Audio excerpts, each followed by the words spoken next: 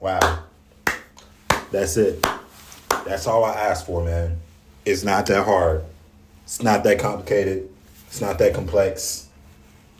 People and fans just make it. Or I should say, Tony Khan himself in AEW just make it complicated when it doesn't have to be. What am I talking about? First of all, what's good, everybody? This is your boy Prince. Once again, we have circled back around to this thing called the YouTube machine, and we back at it like we never left before. And I hope y'all actually had a good day, man. I hope y'all having a good holiday week. This is a double upload week, so hope y'all enjoy. Hit the like button on the way in. Smash that like button. Give it a DDT. Give it a super kick, bro. Give it an elbow drop. Give it a sweet chin music. Give it whatever. But make sure you do that. But hey, man, leave a comment below as well. But it's good to hear from every single one of y'all. Honestly, we got to talk about Beach Break. All Elite Fake Pro Wrestling actually put on a fantastic show. I'm in a good mood. Now, no, Prince, you got a fever? Are you okay? Like, do you got a headache or something? Do you need to lie down, Prince? Are you okay? Let me get you some cold water, my guy. Let me actually, come on, let me kick your feet up. No. Y'all don't have to do that. I'm actually fine. I am actually okay. No, this is not a fever. This is not a headache. This is not a cold. This is not me feeling ill. I actually mean this. I'm in a good mood. From Dynamite's show last night, I am in a positive mood, man. I'm really feeling good about the show I witnessed last night, and it was amazing. It was the best Dynamite episode that they put on probably since its start. Because I'm going to keep it real with y'all, man. The very first 2 episodes of Dynamite were my favorite. I was right there, man. I told y'all in the last vid, I was right there sitting on my bed in 2019, dude. Posted, waiting, anticipating, couldn't wait to see anything that was even close to an alternative, bro, to WWE and the shit product that Vince McMahon was putting on at that time. I can only hope that we keep this momentum going. Everything I seen last night gave me, I don't want to jump the gun here, so don't attack me, please. I know it was some of y'all who were actually born before me, you know, being born in 95 or whatever, but I know some of y'all who were actually born before me and it's actually there to witness the full Attitude Era. I was only there for its last days. I want to say the last 2 years, right? 2000, 2001, okay, the last 2.5 years of the Attitude Era, I was there. But I wasn't there towards the mid to late 90s. But, you know, I was still old enough to know what was going on. This gave me Attitude Era vibes, dude. I'm just going to be completely honest with you. Everybody was pissed off. Everybody had a purpose last night. Everybody was on point. There was no smiles. There's no giggling. No, we just here to have a good time, have fun. We're here to just enjoy wrestling, man. We're here to just enjoy wrestling. No, bro, it was none of that last night. Everybody was on business. We got the return of Hangman Adam Page, a more darker version of Hangman Adam Page, which I enjoy. This is actually the version of him I wanted to see right before his Swerve Strickland program. Or I should say during. That makes a little bit more sense. I wanted to see this side of him during that, but we never got a chance to see it because I think he had to step away for personal reasons with family or whatnot. But hey, we got it now, so I guess that's all that matters, and we're going to get it going forward. So he was pissed, came out. Man, he was pissed at the Young Bucks, man. He's like, look, bro, look, I ain't got to be part of y'all little squad or whatever, you know what I'm saying? You don't tell me what the fuck to do. You don't tell me what the fuck to do. Fuck you. I'm going to go out there and win this, and I'm going to do it my way. Bet. That's the Adam Hangman Page I wanted to see. And he goes out there, takes on, who was that? Jeff Jarrett in the Owen final. Beats the shit out of Owen. Not Owen, but beats the shit out of Jeff Jarrett. Rest in peace, Owen. Beats the shit out of Jeff Jarrett. Claims his stake in the Owen Hart tournament. There you go. That sounds way better. And, yeah, man, he makes a statement during the match. Beats the shit out of Jeff Jarrett. Hits him with hits him with his finisher. And that was pretty much it. So he made a stamp of approval. I loved it.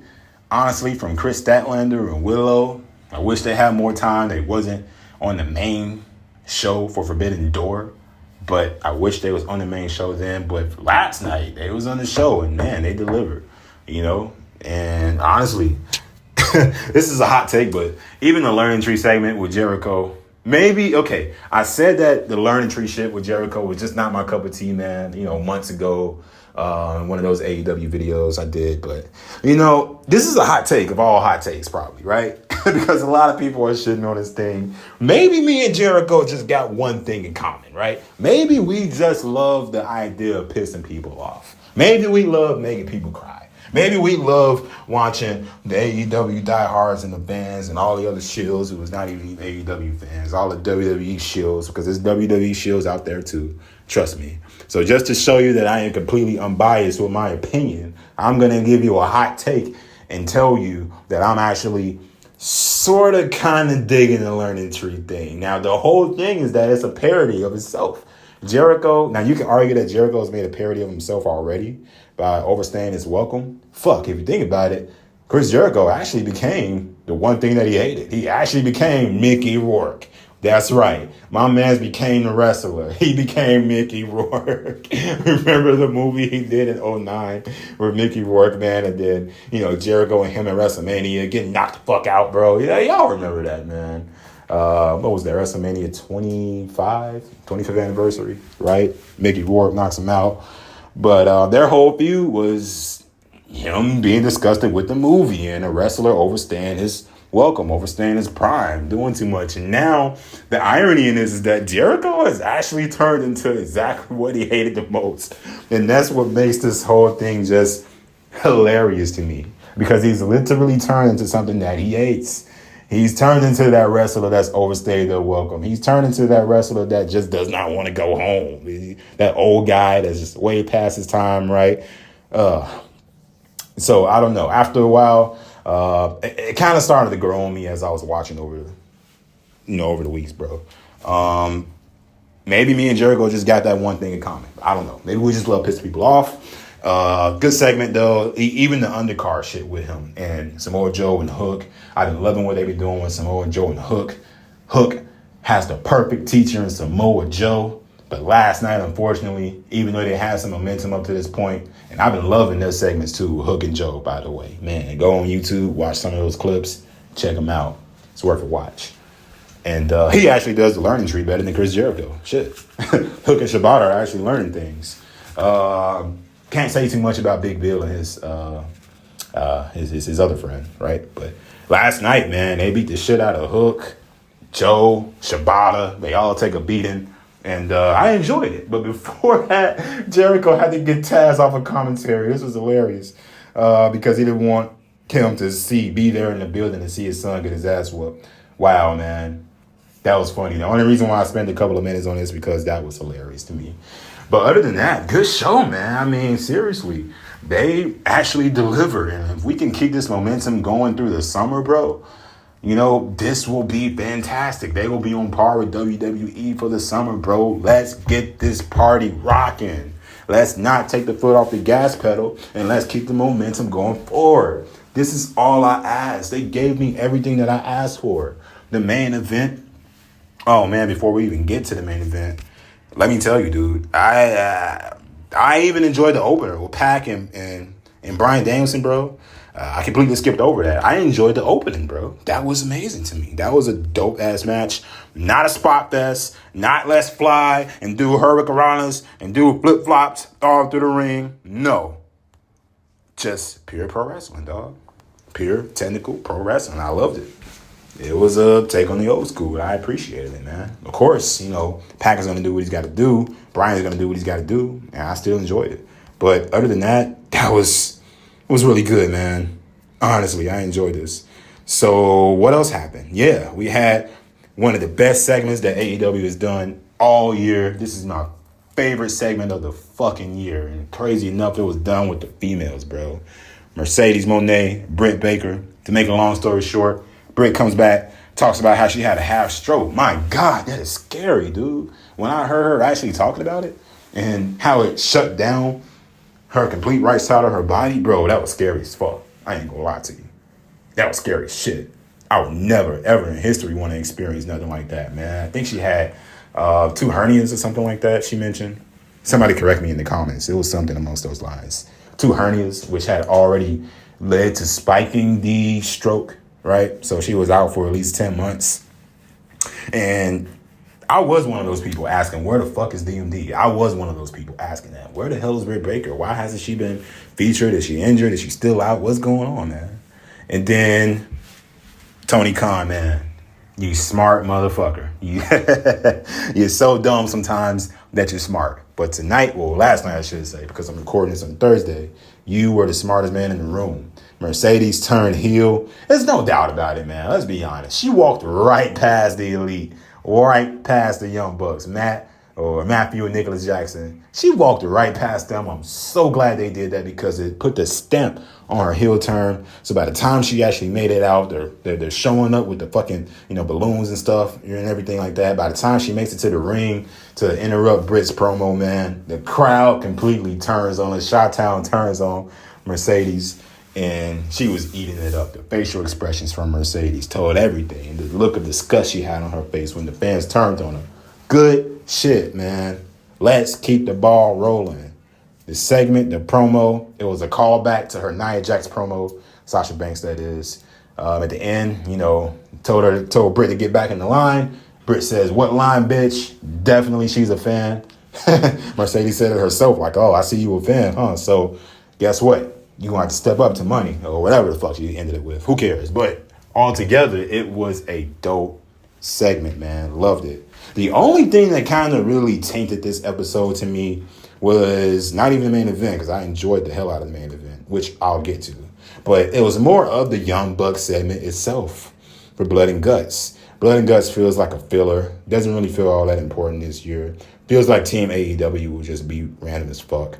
And I didn't really get a kick out of that segment. But if I were to fast forward towards the end, man, the build up to Will Ospreay versus Garcia, I did not like the glazing segment that they did the week before with him and MJF basically sucking this guy's dick dry, Daniel Garcia.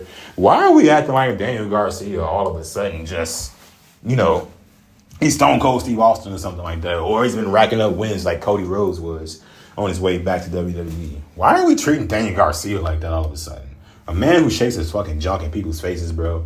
I'm not too jiggy with pushing people like that. I was only a fan of Garcia when he was in the Jericho Appreciation Society, and when they had that moment with him and Bryan to turn on Bryan, that was his moment to me. That was Garcia's moment to really thrive. But they shit on that completely. Kept him with the Appreciation Society, kept him as a jobber, and they lost their chance right there. But here, he actually thrived last night. I'm not going to lie. He showed up and showed out in this title match, this international title match against Will Ospreay, right? So, again, I did not appreciate the glazing segment with him, MJF, Will Ospreay last week, right? I could have done without that, but at least tonight, or again, I should say last night, they made it worth it. They actually swerved us a little bit.